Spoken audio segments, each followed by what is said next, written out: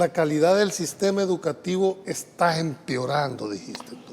Sí. ¿Cuál es la base? Bueno, la base es un tema bastante complejo. La base, el dato, la evidencia son los resultados de pruebas estandarizadas internacionales. Concretamente, dos pruebas en las que participó El Salvador. La prueba ERCE del Laboratorio Latinoamericano de la Calidad de UNESCO del 2019 y la prueba PISA de la OCDE, que se entregaron los resultados en 2024.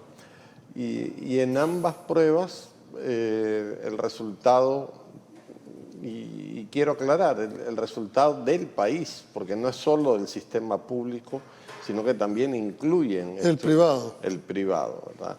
Los resultados son muy bajos, muy preocupantes, y hay otros datos, ¿verdad? Por ejemplo, lastimosamente ya está bajo reserva, pero los resultados de la prueba de admisión de la UES habían empeorado sustancialmente, pero ya no los publican.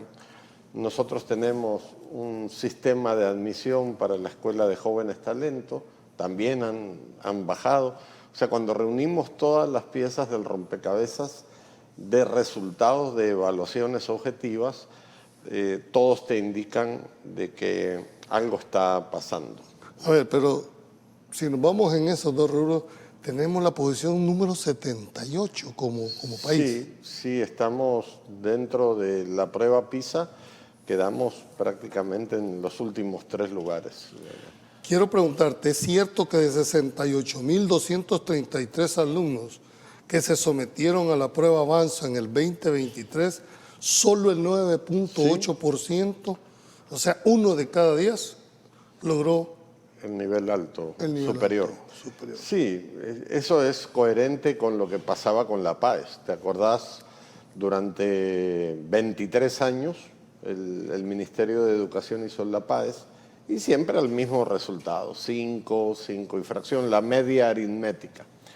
Los que obtenían 10 eran contados con los dedos de una mano, eran muy poquitos, y siempre las pruebas estandarizadas te dejaban un mensaje.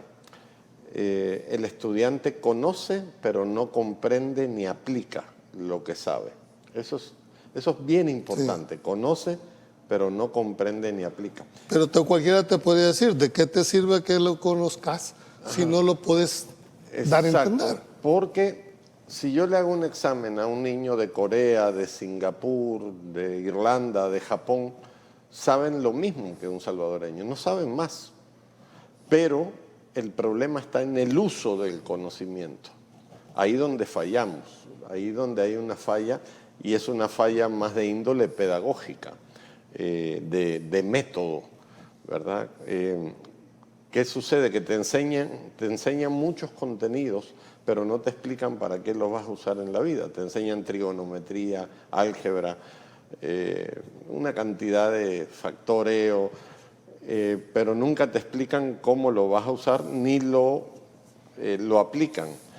Entonces, eso se traduce en un sistema de pensamiento que llega a la universidad y que también se traducen en nulas patentes. ¿No te parece que el daño que el país, porque las demás universidades siguen formando muchachos?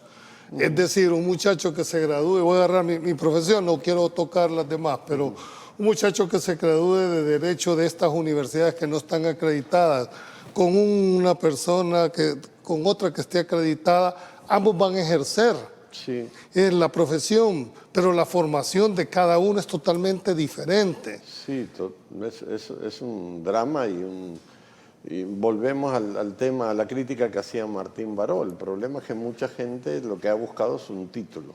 Entonces, el sistema universitario se ha adaptado para cumplir esa función de dar títulos y de una búsqueda mínima del desarrollo científico de la universidad y del país.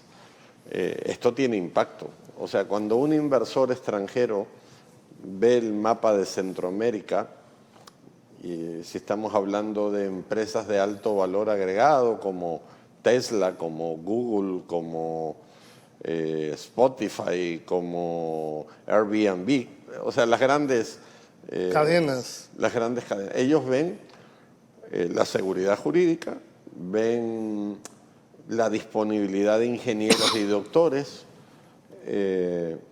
O sea, hay una serie de variables importantes que se conoce como productividad total de los factores. Y ahí es donde tenemos una brecha. Cuando tú ves el mapa de investigaciones, el 70% son investigaciones sociales. La pobreza, la niñez, los migrantes, la mujer. O sea, cuando te vas para el área de física, química, matemática, nanotecnologías, desarrollo de software, ciberseguridad, ahí no vas a ver casi nada de investigación. Entonces, claro, los inversores ven los datos de Costa Rica y sobre todo las empresas de alto valor tecnológico se van para allá, porque ahí hay capital humano, además casi todos hablan inglés. Aquí es otra debilidad que estamos luchando. Tenemos que, el lenguaje de la ciencia es en inglés, y si no publicas en inglés, nadie te lee a nivel científico.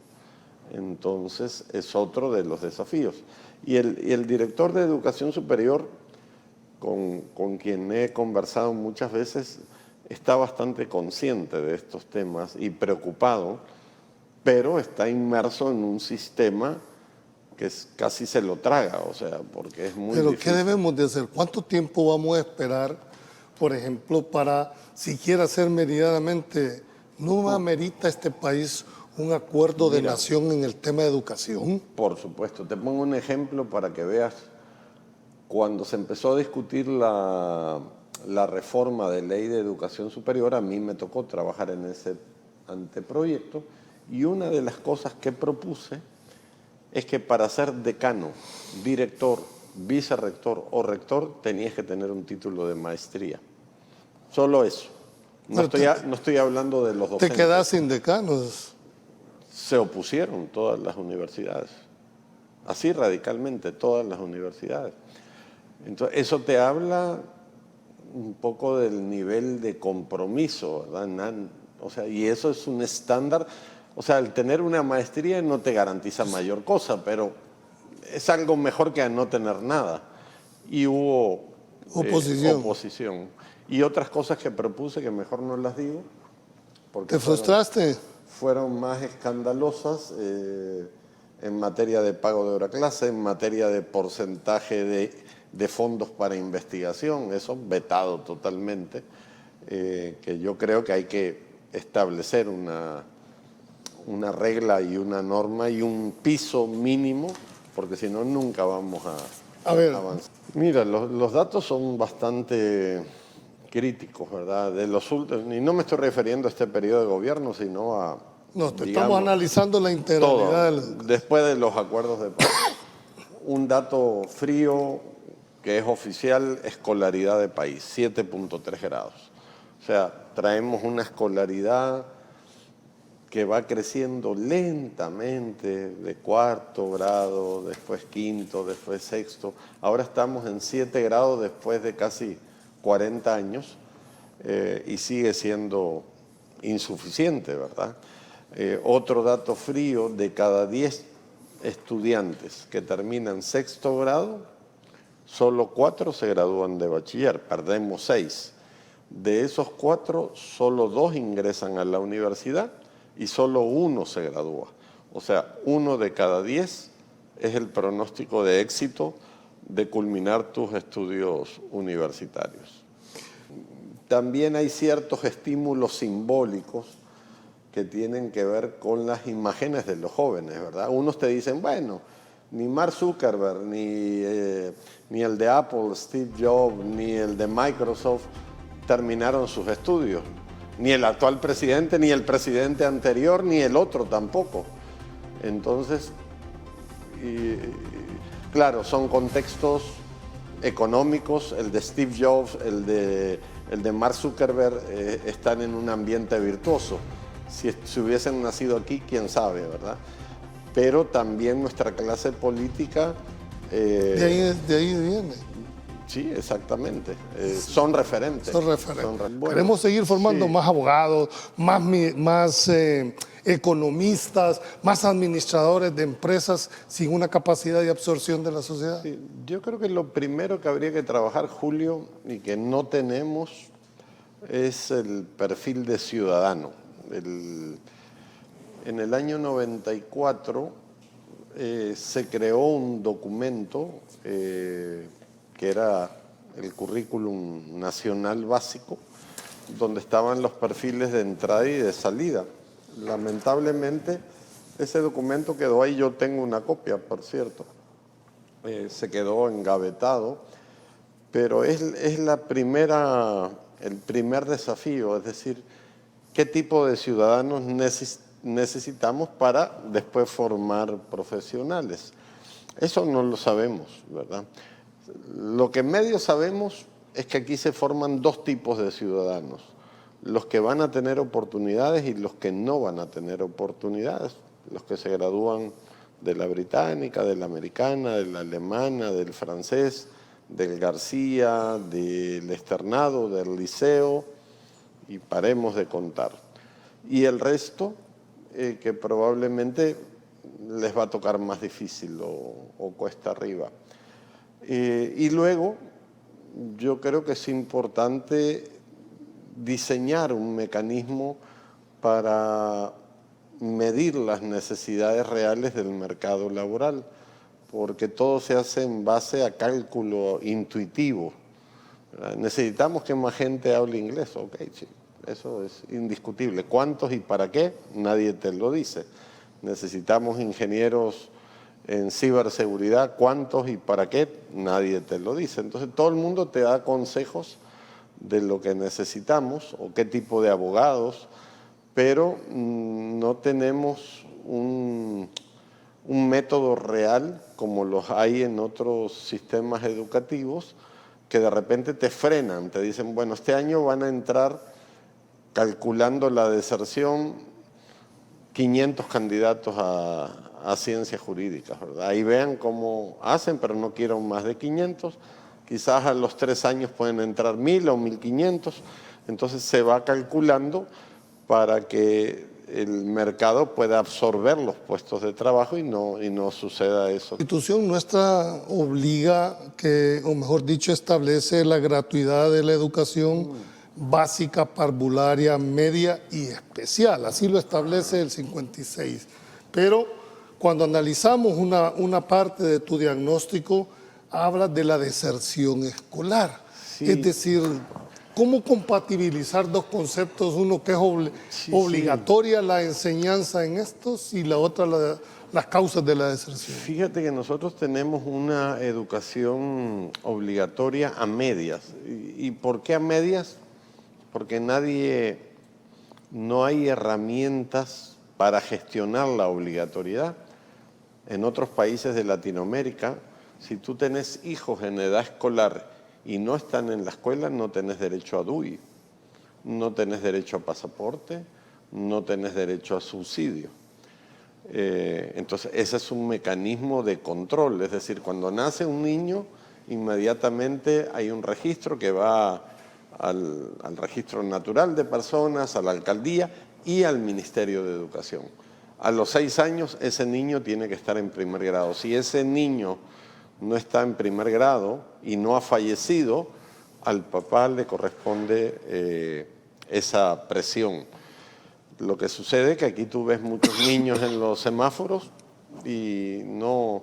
Entonces yo creo una de las cosas de las que he escrito y es una recomendación es forzar la obligatoriedad. Es decir, si tú tenés hijos en edad escolar, tienen que estar en la escuela hasta bachillerato. Pero hay realidades que se terminan imponiendo. Sí. Cada hijo puede significar un soporte, una ayuda a su propia familia, dado pues la realidad en el cual se desenvuelve.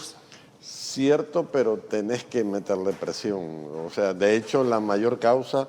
La deserción escolar antes estaba vinculada al tema de inseguridad por las pandillas. Pero ahora dijéramos, desapareció esto. Eso desapareció y prevalece... ¿Cuáles son las causas más...? eran en el pasado inseguridad, el trabajo infantil, migración o cambio de domicilio, que era lo que aparecía.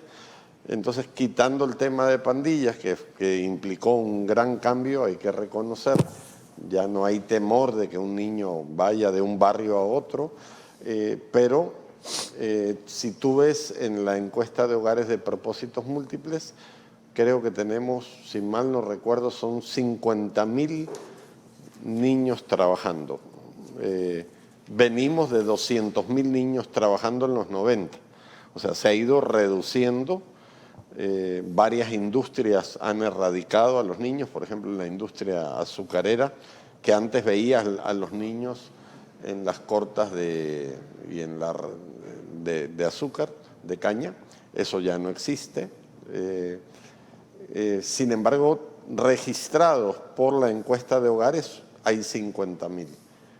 Un porcentaje de ellos en peores formas de trabajo, que es hurgar basura, pesca de curil y otro tipo. Pero también está el problema del desarrollo psicológico y fisiológico de la adolescencia, donde se cae la matrícula es séptimo, octavo y noveno, 15, 16 años. Entonces hay muchos hogares sin padres, sin madre o sin padres. Donde el hijo se convierte en el único proveedor. Exactamente. Y ahí está el problema. Buenas noches, excelente programa y como siempre invitando a expertos en sus temáticas. Las universidades no se preocupan por enseñarle a nadie, actualmente solo les interesa cobrar altas sumas de dinero. La empresa privada es la que verdaderamente forma los nuevos profesionales. Sí, es parte del problema, coincido. El otro día un amigo mexicano me decía, un amigo que trabajó muchos años en el sistema de educación superior, me decía, las universidades no educan, entrenan, ¿verdad? Es una definición muy fuerte, porque educar es algo mucho más profundo que entrenar a alguien para... Y creo que en algunas universidades, no todas, estamos haciendo revisiones muy fuertes de lo que estamos haciendo. Ahora, ¿no te preocupa, Oscar, y este es un sentimiento muy personal, qué le va a pasar a esta sociedad en 15 años? ¿Qué médico? Formar un médico nos lleva 14 años, formar un médico, sí, con un apostolado, y nuestra juventud cree que haciendo un TikTok gana más que un médico. Sí. Pero lo que no nos hemos puesto a pensar es quién va a atender a este muchacho dentro de 15 años, a los hijos de tus hijos. Cuando se acabe esta masa de médicos que todavía ostentan esa calidad profesional. ¿No sí, es algo muy preocupante, ¿verdad?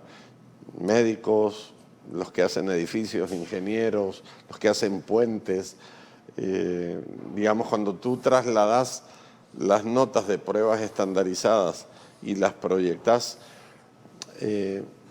yo hice un cálculo que de 70.000 bachilleres, sí, lo vi, me preocupó, solo 1.000. Solo 445 estudiantes tenían competencias matemáticas óptimas. De 70.000. Había 445 estudiantes que tenían capacidades óptimas en matemática nivel 4, de 4 niveles. El resto estaba a nivel 3, la mayoría en 2 y en 1. Pero estos van a llegar a ser profesionales. Exacto, esos 445, ojalá que sean los médicos. Los médicos que o los ingenieros, ¿verdad? Ya para cerrar nos dice, mi respeto para el licenciado Picardo, lo que no se quiere decir es que existen universidades que han convertido la educación en negocios de máxima utilidad. Totalmente de acuerdo. Ha habido una tendencia a mercantilizar la educación, ha sido un buen negocio, por eso hay tantas universidades, sino porque todas son de utilidad pública.